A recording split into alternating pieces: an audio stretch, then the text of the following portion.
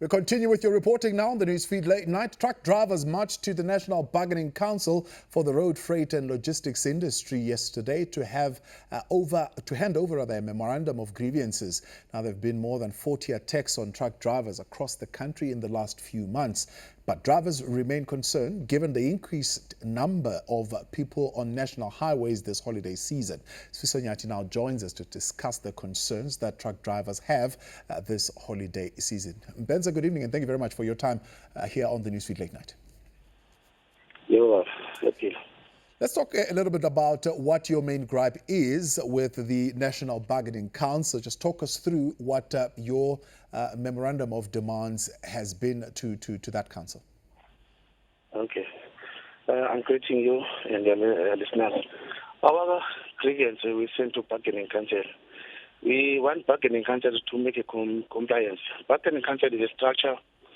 It's between truck, is in the industry between employee and employee to make a compliance. Bargaining Council now is not doing anymore a compliance.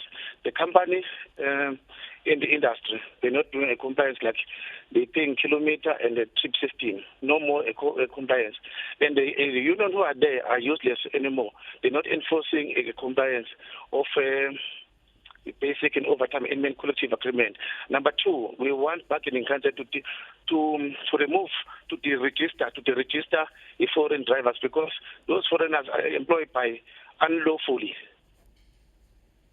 You want them to deregister foreign drivers. So are you calling for a complete ban on foreign drivers in the country, even those who are legal with work permits to be able to operate? There is no working permit they have. We used to say, and there is that language of a permit. First of all, you can't drive a truck with a permit. You drive a truck with a license. You understand? And the qualification, you're a driver. First of all, the priority must be South African, not a permit. Those people, they haven't got a permit.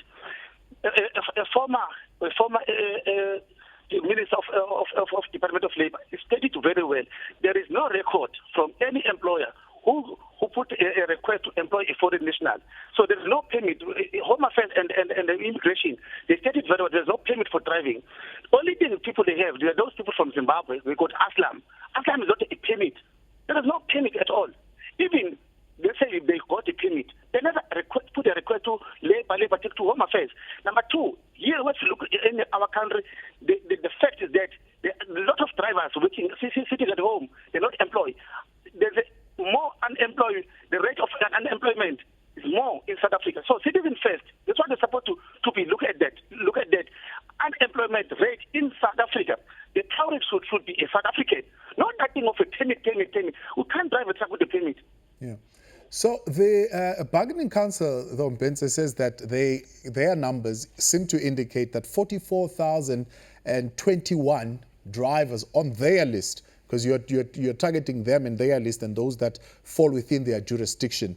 84.66% are local and only 6,756 are foreigners who are legal in the country. They have legal documents and they have a right under the Constitution to work in the country. Okay, we understand if they got the right. We understand. First of all, tell me, where they got those permits? If Labour said there's no air company put a request to employ foreigners, where did they find those permits? It's a fake permit. It's a fake license. So the work permit would not come directly, I suppose, from the Department of Labour, but the Bargaining Council says they work with Home Affairs, for example, to do the inspections and to enforce compliance. I think it's not true. We made what you call a tax team before. In those tax teams, we never found any results. What he's saying is not true. Really, it's not true. Yes, as I said, we talk about South African unemployment people sitting at home. The company can't employ 100% foreigners. I can take you to the companies. I can challenge every media who must come with us and take to those companies, and we'll find no citizen in those countries. In the office, control room, mechanics, wash bay, trucking. For the truck, with 500 trucks, only foreigners. What you can call in this in South Africa. It's a permit. Can't be like that. Bargaining council is not talking a lie. It's talking a lie actually. You know, they are compliant. The union are there, are useless. Yeah. Even inspectors are useless. But are you saying that the companies, or the trucking companies at least, that you are talking about, they are members, they fall within the National Bargaining Council of the Freight and Logistics Industry? Because the Bargaining Council says there are employers who transport their goods privately. They are not included within that Bargaining Council, and therefore their jurisdiction is limited to dealing with those employers. Okay, what you're saying, I can't understand what you're saying. They talk about those cross-border, maybe, if I'm not mistaken, what you're saying. No. Ben Sangiti, there are companies, right, that are private. They transport their own goods. They are not included within the Bargaining Council. So the Bargaining Council doesn't have jurisdiction over those companies. It can't have oversight over those particular companies. I'm asking you the question, are you not referring to those companies when you're saying, well, there are companies who are not compliant, who are just hiring people who are illegal? If you talk about maybe those companies, those two bakery bread, you understand? Those companies, yeah. How many companies on the bread? There are 3 companies in the country, you see. So we're talking about transport logistics, freight logistics transport. So it's not a true. No, those people, even those people for bread, they only employ citizens of this country. Yeah, the problem is in the trucking industry. Those who call themselves are transporters. Are you not concerned, though, that these tensions between the freight businesses would lead to the collapse of the Africa Free Trade Agreement? Right? There are some who are already saying, well, if trade between Africa is to succeed, South Africa would need to be the gateway.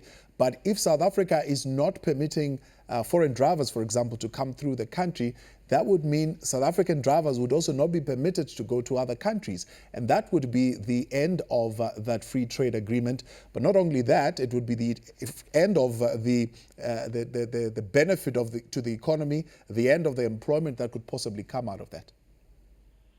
You see, we can have an agreement of what we call a trading whatever.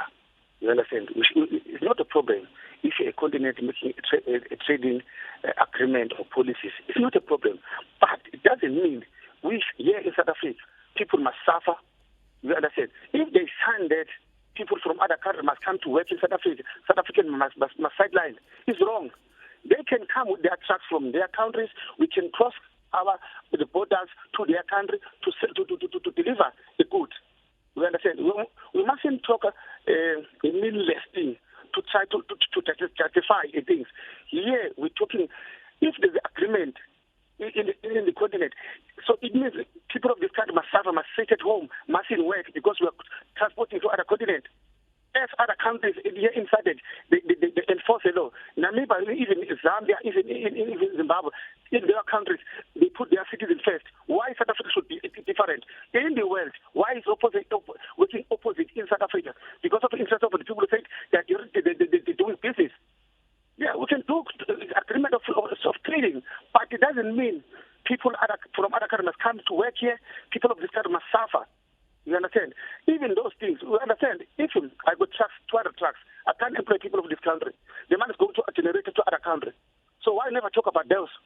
The money is not generating in the market of South Africa. It's generating to other people, to other countries. You can't say on that engine of economy. No, people must come with a meaningless excuse. We're saying South Africa must be a priority. Nyati, I appreciate your time. Thank you very much for joining us tonight. That's Viso Nyati there from the Old Truck Drivers Forum. They want South Africans to be prioritized, certainly in these talks. The National Bargaining Council for the Freight and Road and Logistics Industry receiving that memorandum and due to respond in 21 days.